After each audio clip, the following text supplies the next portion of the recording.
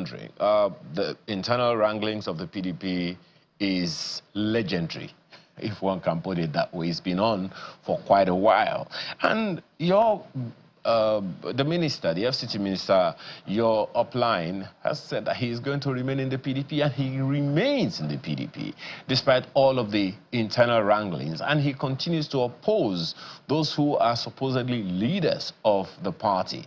So there are questions as to whether or not he really wants to belong to the PDP to build it, or wants to remain in the PDP to make sure it cripples to the APC. Well, the minister, has, like you said, has continually maintained that he remains in PDP. I said continually maintained that he remains in PDP. I said it here the last time I was here. I asked this question.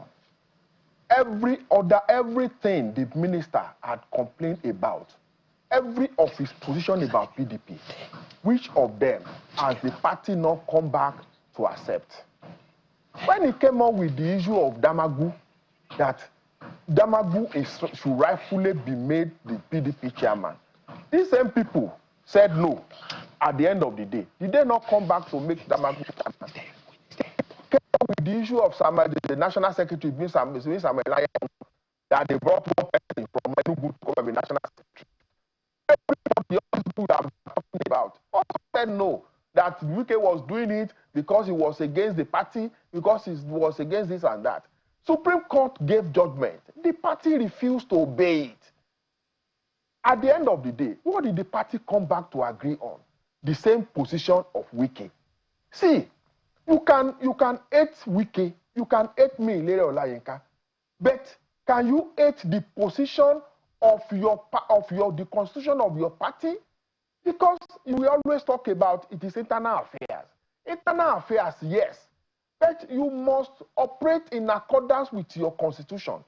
Look at the case of yesterday, in which another was given to restrain the party from going ahead with the national convention.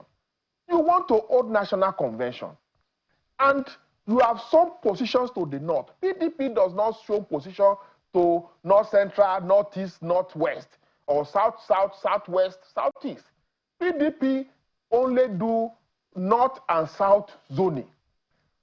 And a former governor, one of the founding fathers of the PDP, Alhaji Sule Lamido, paid to obtain nomination form to contest for national chairman.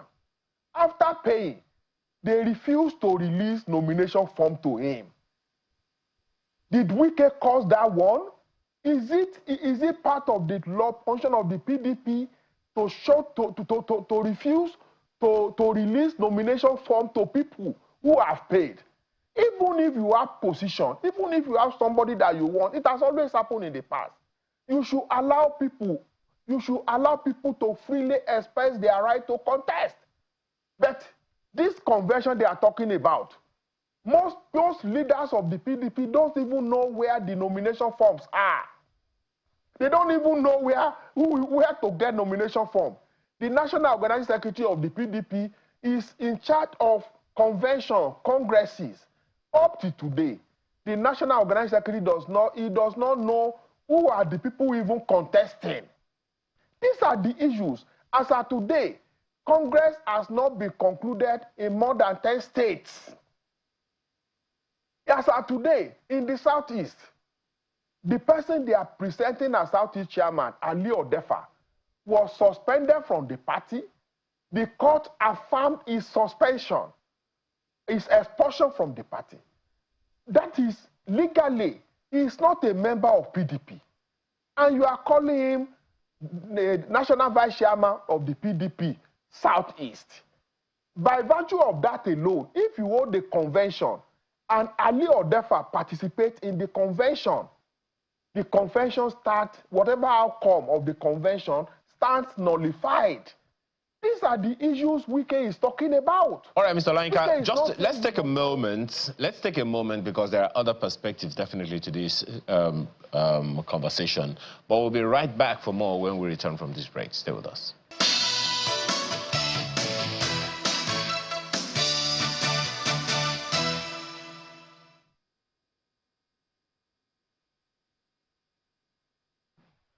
Well, we've since been joined by our second guest to provide another perspective on the PDP upcoming convention. Mr. Tony Ehilebo is a member of the People's Democratic Party, and we're seeing this controversy. I'm looking at the front page of Daily Trust here, and your party is saying very clearly, no going back on convention.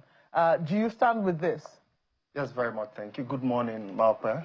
Good morning to Larry, my brother, who I'm not really sure whether he's still in the PDP, even though he says he is. But I have one admonition for Larry. Larry, you're an aide to the FCT minister. And sometimes our roles as people who advise people in such places is to always think for them if they're emotional in a situation. Larry, the FCT minister is my governor. He is the one that is in charge of my welfare in the FCT. I wasn't pleased yesterday that he put himself in danger, even though watching those videos, the FCT minister was the most sensible there, always cautioning his DSS officers. Because what I saw there yesterday, it could have resulted in accidental discharge.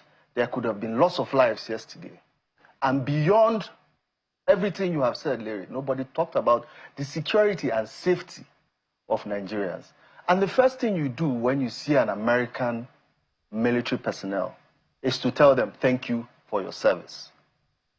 I think that guy was legitimately following orders.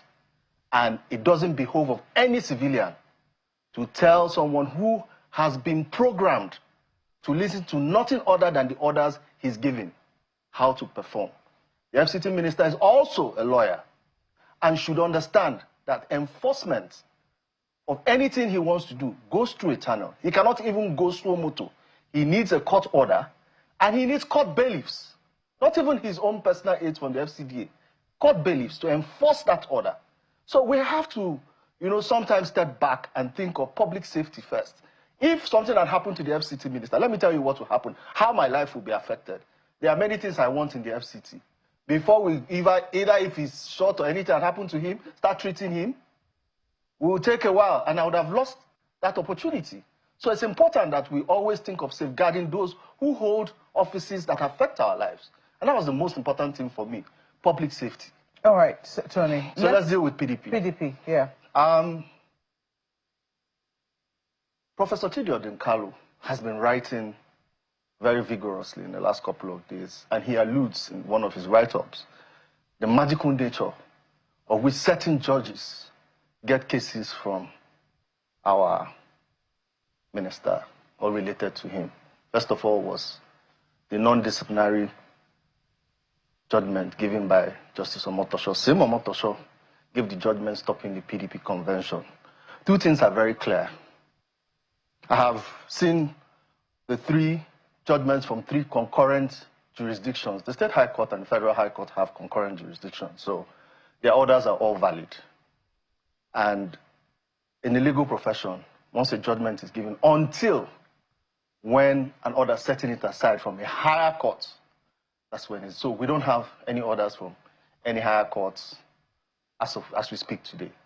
So the PDP, going by a contestant domiciled in Oyo State, who had approached the courts to enforce his own rights, as it were, and he got judgment which said, PDP, go on with your convention. I have reviewed your processes, and I think you should go on with it.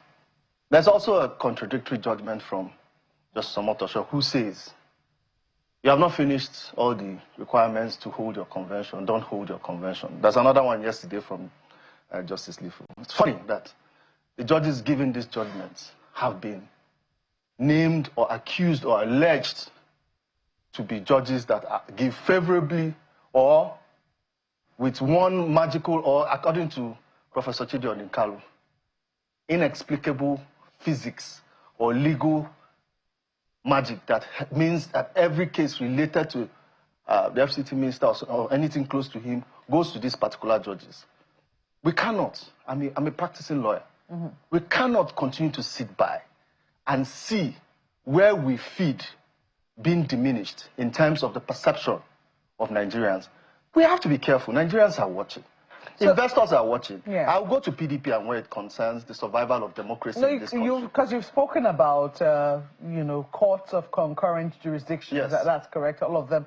And then you also spoke about Justice Lifu's order. I mean, Justice Omotosho, and of course, what happened in the State High Court in Ibadan. Yes. There too. I think I also listened to former Governor Ayo Fayose yesterday, yes, speaking about the justice, the word they use now, the chief judge, yes, of the Oyo State Judiciary, yes, and he did not have very complimentary words for the chief judge. But let me go to Justice Lifu's order, which is based on a different suit entirely. We saw how on the last day, the last day of the purchase of forms or the submission of forms, we saw former Governor of Jigawa State, Sule Lamido, who sought to purchase forms on that day, and we're told that no form was sold to him. He did his own press conference. The PDP also responded, and then we saw that he said he was going to go to court, and he went to court. And Justice Lifu's order was based on that. It came on the suit filed by the national chairmanship aspirant and former Jigawa State Governor, who sought an interim injunction restraining the PDP from conducting the convention pending the hearing of his substantive motion, which is the argument that the process violated, he was denied the opportunity to buy a form, and the process violated his rights and the party's constitution. So it would appear that even though they are all courts of concurrent jurisdiction, the matters before their lordships are separate. Okay, so I don't want to go into the matters directly. I want to try and give you a context. And I did this because I gave your producer something I hope he puts on screen, which is the published, and that's the substance of the matter of the distinguished former governor of Jigawa State, Sule Lamido, who I think I have a lot of respect for. If you look at the timetable on your screen, it is very clear when the closure for the sale of forms ends. It is there for everybody to see. So, I hope that when this goes on appeal or when the substantive matter is heard and these facts are put before the judge, it sort of gives him a perspective that the case brought before him is actually a waste of judicial time. Because first things first, you will know the Supreme Court has held several times that the affairs of a political party remain the affairs of this political party. And this political party had given a timetable. If you scroll down, there's one that has the particular closure of forms, and that's at the end of September. When did Sule Lamido go to purchase the form? 2 weeks into October. Long after the forms had, in fact, they had even published... Was this public knowledge? Because part of the argument was that this was not in the public domain. I had this timetable, and this was published in newspapers. This was published in every PDP platform. Sule Lamido is a member of the BOT. He should have gotten that memo. And everybody, and he's a member of NEC. And NEC approved these timelines. So, you know, when people think that destroying the PDP aids another party to get to power, they are actually inadvertently destroying democracy. All right, Mr. Olainka, you have heard what he has had to say, both on the issue that transpired yesterday and now on the PDP as well. We do know that, the convention for the PDP had been slated way before now. What exactly is the bone of contention? Why doesn't a particular faction within the PDP want this convention to go on as has been planned? You see, my friend and brothers, what he said about what happened yesterday, I've reacted to that one. It's no longer the issue. But the issue is here. We love to beg major issues. We love to be emotional and sentimental on issues. He has mentioned Justice Omotosho, Justice Lifu. Let me tell Nigerians one thing: that my friend is a lawyer has not. See, the PDP went to court. You have a case. A case was filed against you. The PDP, the first thing the PDP did was to say that the national legal advisor cannot represent the party. In the case, you went to court to say the national legal advisor of your party cannot represent you. The constitution of the party, this is the constitution, and I want to read. The role of the National Legal Advisor is to conduct all litigation and prosecute and defend actions on behalf of the party, including its organs and officials, insofar as the subject of the litigation affects the interests of the party. That is the function of the National Legal Advisor. So that was when the dispute started? No, you now went to court to say that he cannot represent you. You hire other lawyers. You went to court. The first hearing, lawyers from both sides were almost throwing punches, fighting themselves in court in front of the judge. To the extent that the judge had to adjourn and say, oh, go and put your house in order. They came back. PDP could not put his house in order. For the first time in the history of a judiciary that maybe he's a lawyer, maybe it has happened before. A defendant came to court with two separate legal teams. The legal team brought by the National Legal Advisor and the legal team brought by the national chairman. So the legal team presented two separate defense. The legal team presented two separate defense to the court. If you are a judge, which one will you choose? I am not a lawyer, but I know that in law, when there are two contradictory evidence in front of a expert evidence in front of a judge, the judge is not a Father Christmas. He will not choose the one to pick. Now, you went to court to say that you don't trust your own national legal advisor. That is one. Number two, on the case of Lamido, are you sure that Lamido did not pay for the form before the expiration before the expiration of the time provided to purchase form? The man could have paid, and you refused to send form to him. If he paid, if purchase of form ends tomorrow, and the man pays today, has he breached any guideline? Okay. We saw, but I just don't have that statement now, because there was a tweet prior to him saying he was going to go to the national headquarters of the PDP to try and obtain his forms. We presume that it was on that day that he went to go and buy the form. No. The process is you pay. You now go and collect the form. So what is the stand now, gentlemen? Do you think this convention should go as planned, or do you think that... they want, those who want the convention to go as planned, against two judgments, one judgment, one order. My brother has said that, the judge in Ibadan gave a judgment. The judge in Ibadan gave an order. And the order it's impossible injunction has lifespan, 7 days. It's impossible to vitiate opinions in such short time. I really wish we had more time. But the party took a decision to have its convention. There are people who are working for other interests, and it's not that everybody knows the interest. And I mean, a reconciliation team stands to said person we know that is convention, and he said unless, from what I hear, that unless they agree not to put up a challenge to President Bola Ahmed Tinubu, a PDP member, and he said it publicly. He never said that. But he has said publicly that he will work. He has said several times. So how then do we now take that person as somebody who really cares about the interest? What do you think someone who is working, who serves under a particular governing party, the APC, and then you expect him to take any decision that favors PDP? It's not possible. Big question, gentlemen. I think that the public will continue to ruminate on that particular matter. We'll see by this weekend if that convention will hold or not.